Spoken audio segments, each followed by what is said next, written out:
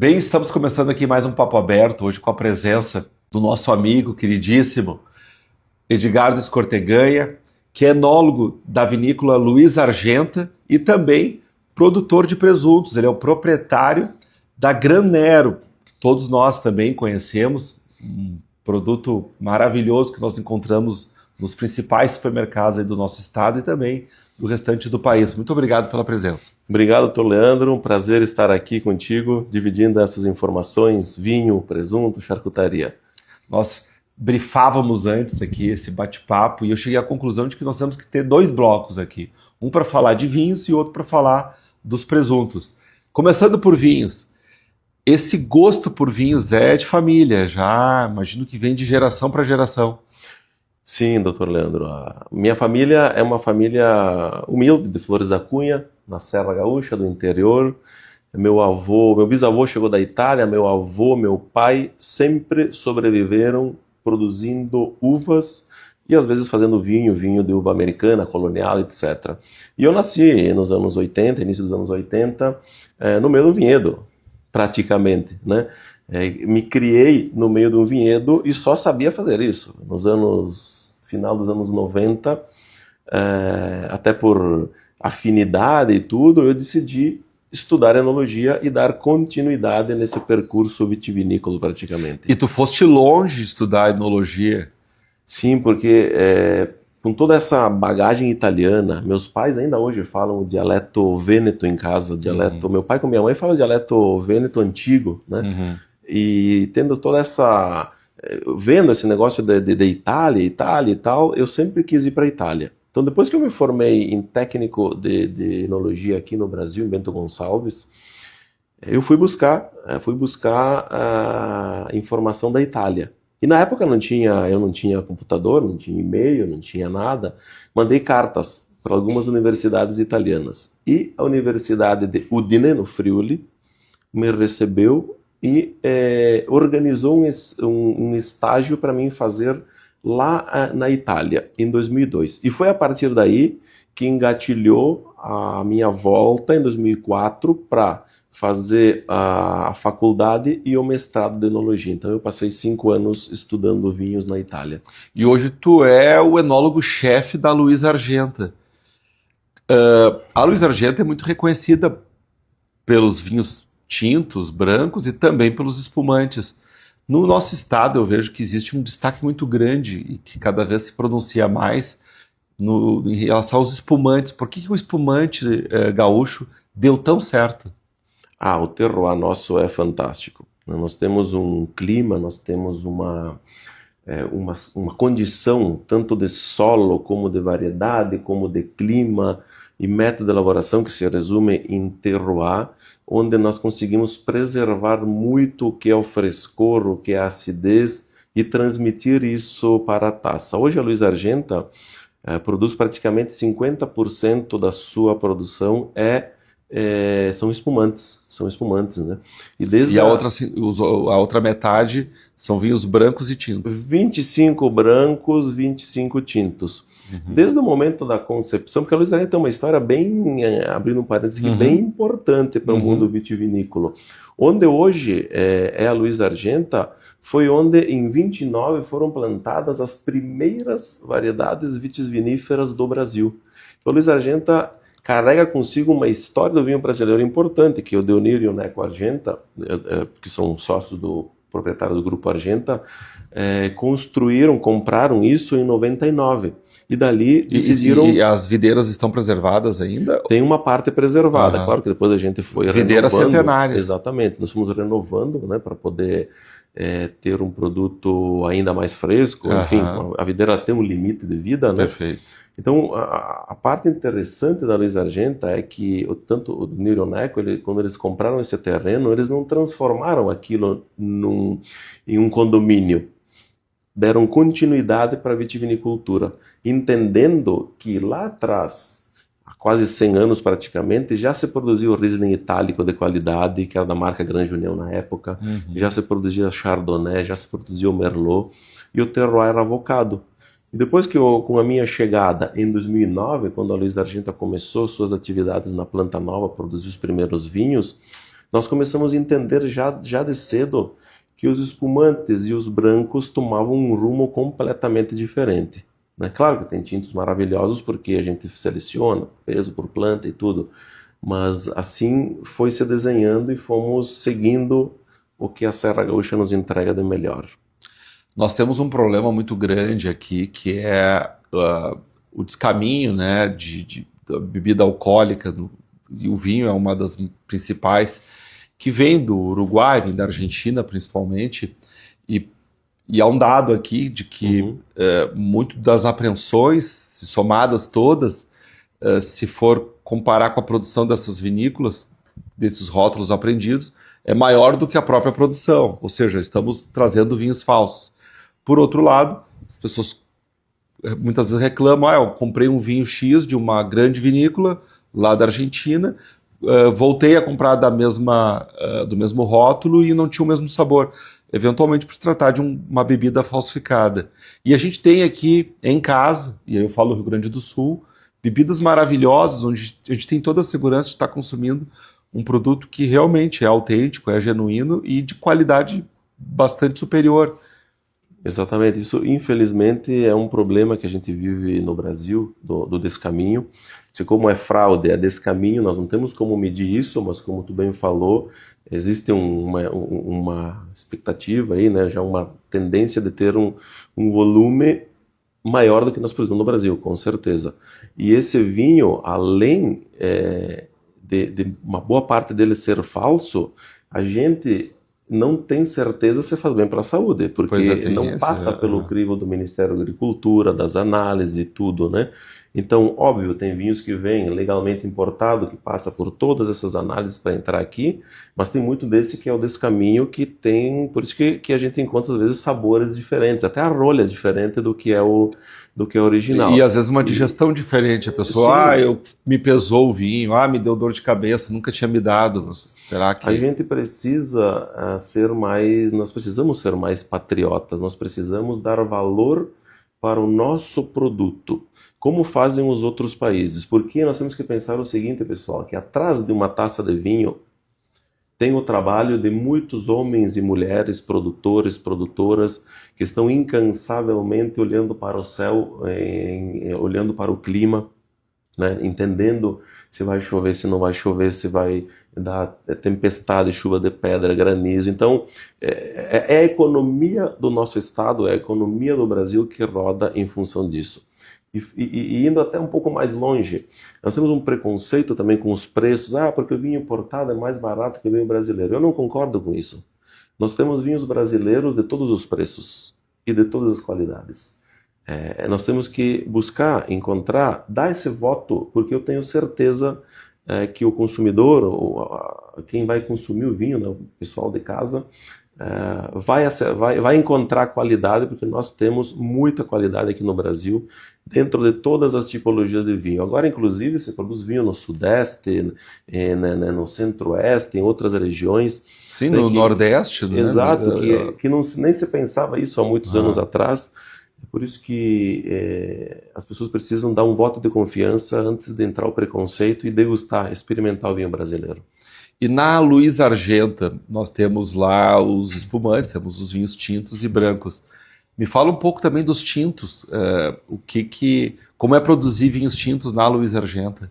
Então nós temos uma sorte bastante grande com o nosso terroir, que a gente comentou de espumantes e brancos, mas que ele performa muito bem quando nós falamos de variedades como Merlot e Cabernet Franc. Tanto que quando eu voltei da Itália em 2009, em conjunto com o nosso agrônomo, que é o Zair Molon, e a Daiane Argenta, né, que é parte da família, quem desenvolveu todas as garrafas design, o design da vinícola Luiz Argenta. Que são muito bonitas, são diferenciadas. Nós criamos um vinho, foi o primeiro no Brasil, um vinho com a mesma técnica de elaboração do Amarone. O Amarone é um vinho italiano que se produz com as variedades autóctones de lá, onde ele passa por 50, 60 dias a uva desidratando naturalmente. É como se nós fizéssemos um vinho com a uva passa. Eu ia dizer, uva passa, ela vai... Exato, mas não tão passa como a uva do panetone. Mas com grande concentração de açúcar. Isso. Nós fizemos isso com a variedade Merlot. Primeiro foi em 2009 e deu tão certo. Para fazer um vinho seco. Um vinho seco, mas com 16% de álcool. Ah, sim. Em virtude dessa concentração, aquele açúcar gera mais álcool. Consequentemente, mais estrutura, mais potência. E depois matura 36 meses em barricas de carvalho francesas, parte nova, parte usada. E mas aí padroniza 16%. Não, o álcool ele continua igual desde a da elaboração. É só mais a barrica que são os aromas, né? A evolução. Então, depois desses 36 meses, a gente se surpreendeu com a qualidade desse vinho tinto concentrado, potente, mas ao mesmo tempo elegante. É um vinho de contemplação, né? Hoje esse vinho é o ícone da Luiz Argenta. Nós produzimos 2009, 2011, 2017, 2020, que é o que está no comércio agora, 22, 23 e 25. Os do 22 para frente estão em maturação ainda, né? Então, para mostrar que o rótulo vai encontrar como ícone. Como ícone. E claro, abaixo desse e aí ele é só para entender. Ele é Merlot 100%. Merlot 100%. Merlot 100%. Abaixo desse, mas abaixo eu me refiro como maturação, como teor alcoólico, porque é um vinho que para mim é um dos que eu mais gosto dos tintos da Luiz Argenta, é o Cuvée, que é um blend entre Merlot, Cabernet Franc e Petit Verdot. Merlot, Cabernet Franc e Petit Verdot, que refermenta sob as cascas do ícone.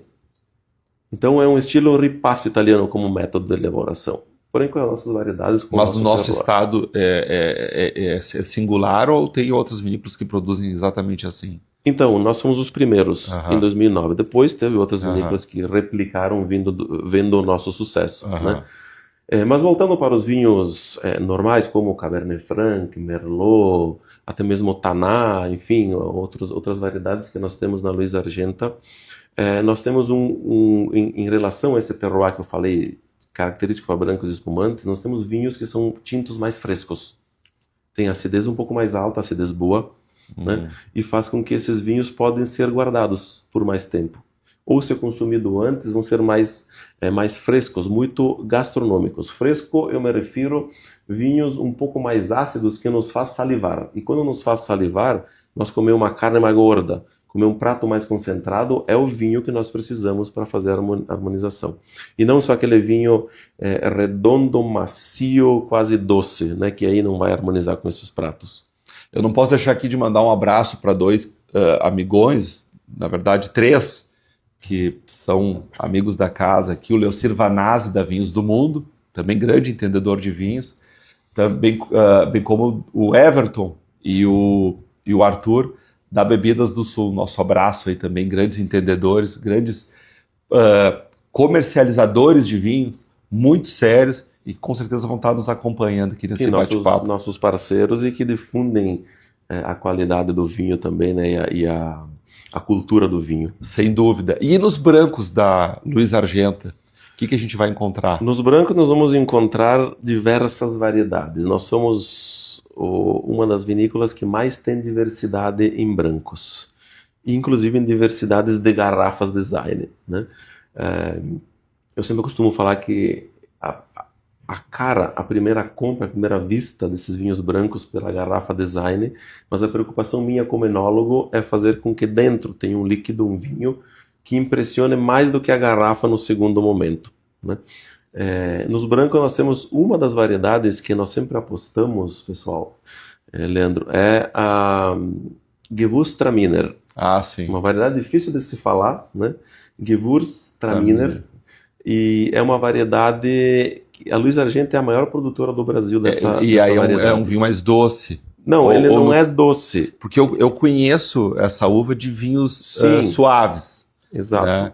Ficam quase licorosos até por conta dessa porque são, às vezes, concentração de açúcar. Colheita tardia, vinhos elaborados para ter o residual de açúcar. O da Luiz Argenta é seco, mas ele é redondo, fácil de tomar, fácil de ser interpretado, porque os aromas que essa variedade expressa são aromas que o pessoal encontra no dia a dia, principalmente rosas, flores brancas, jasmim, e um toque de uma fruta mais exótica para nós, que é a lichia, bem presente, né? Depois, claro, nós temos Sauvignon Blanc. E ele é 100% Gewürztraminer. 100% Gewürztraminer. Uma variedade difícil de se produzir, mas que Exato. quando, com boa técnica de campo, lá com o nosso agrônomo, com tudo, nós conseguimos extrair o máximo dessa variedade. E todos os anos tem safra Todos os anos tem safra desse Gewürztraminer. Ah. Às vezes produz um pouco mais, produz um pouco menos, mas todos os anos tem safra. E qual é o nome dele comercial? Se chama... a linha, ela é a Designer, mas está escrito Gewürztraminer no rótulo. É a garrafa que parece a Torre de Dubai, uma garrafa altona que chama a atenção de longe. Sim. E também nessa linha tem o Sauvignon Blanc, que é uma variedade já muito bem difusa e conhecida aqui. Depois nós temos Riesling Itálico, que é um resgate da antiga Grande União, dos antigos Riesling famosos do Brasil. Inclusive, nós pegamos o material das vinhas antigas e enxertamos nas vinhas novas, no vinhedo novo. Então nós temos o mesmo clone antigo da variedade Riesling Itálico que se consumia muito no Brasil. Fresco, floral, bem assim, leve, refrescante. Depois tem um Chardonnay, clássico Chardonnay. Um Chardonnay barricado, que esse eu gosto de me divertir nesse Chardonnay, porque cada ano que nós fizemos esse Chardonnay, eu uso de diferentes barricas de carvalho. As barricas de carvalho, elas são assim, um negócio fantástico, porque além de agregar alguns aromas específicos provenientes da tostagem da madeira, como baunilha, cacau não, baunilha, coco, cocada, algum tostadinho, defumado, algo assim, também ajuda na microoxigenação e dá o vinho mais gordo, maior volume, assim, sabe? E vocês trabalham com essa diferenciação entre barrica de primeiro uso, segundo uso, terceiro uso? Trabalhamos muito. A barrica é um outro assunto à parte, um outro capítulo, que ela nos dá resultados fantásticos, mesmo sendo barricas de mais usos. Eu sou daqueles que tanto vinho branco quanto espumante eu gosto de gelar bem. Eu sei que a temperatura de serviço recomendada lá pelo enólogo certamente é superior àquela que eu particularmente aprecio. Mas por que dificilmente... e aqui é uma experiência muito particular. Eu conversando com outras pessoas, todos costumam gelar mesmo espumante. Olha, eu não olho aquela temperatura porque eu gosto dele bem gelado. Mas por que, por regra, a temperatura de serviço expressa em rótulo é superior? O que eu vou encontrar nessa temperatura superior que eu perco se eu gelar demais? Então, no caso do espumante específico, a gente precisa ter uma temperatura bastante baixa até para poder abrir, para não espumar, para não perder essas características já físicas que são o gás carbônico, a borbulha. Isso indica ali em torno de 6 graus. Mas nós temos que lembrar que às vezes em casa o pessoal nem todos têm essa capacidade, vai botar numa cervejeira, vai botar na geladeira. Então essa média de 6 a 8 graus, tem que lembrar que quando colocar na taça, a taça está a temperatura ambiente, e vai subir a temperatura.